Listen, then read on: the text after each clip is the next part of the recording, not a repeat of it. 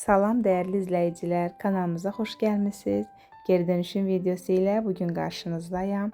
Hem materialını hem rengini sevdiğim bir köynəyi Nur üçün kiçik bir don tikmək istədim. Özünün en çok sevdiği, giydiği donun üzerinde qəlib kimi istifadə edib, kəsib, daha sonra tikdim. Bütün hissələri əllə tikdim sizə göstərmək üçün. İlk öncə çiyinlərin yerini bu formada qeyd edib 1 sm, 1,5 sm də artıq kəsirik ki, tikiş payı olsun.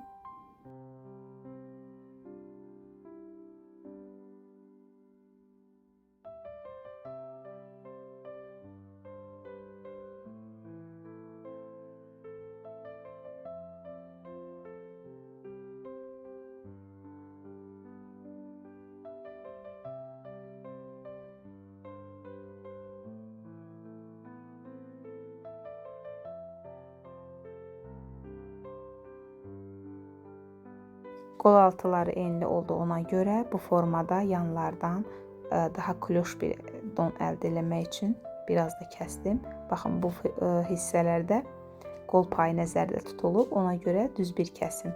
Çox az maillik olması üçün kəsdim.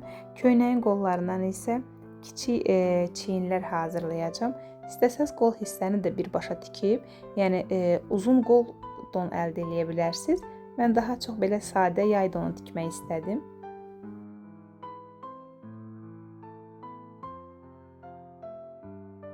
Maşınka tikişinə bənzəməsi üçün 2 dəfə qatdalayıb tikəcəm. Daha sadə forması istəsəz overlock eləyə bilərsiniz. Mən sadəcə bu formada qatdalayıb tikdim. Digər üzdən tikişi çox böyük addımlarla tikməyin ki, bilinməsin üzdən.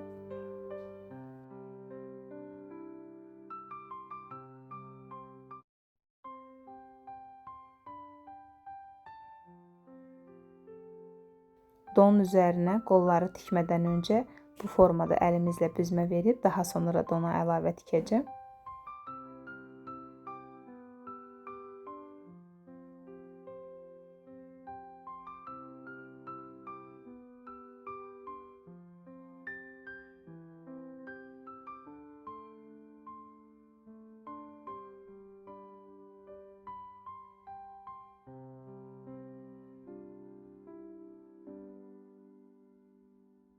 Qol hissələrin hər ikisini bu formada tikdim.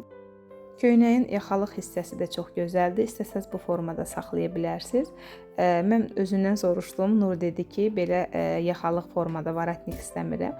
Ona görə də boyun hissəni kəsib kiçik kant formada saxlayıb içəriyə doğru tikəcəm.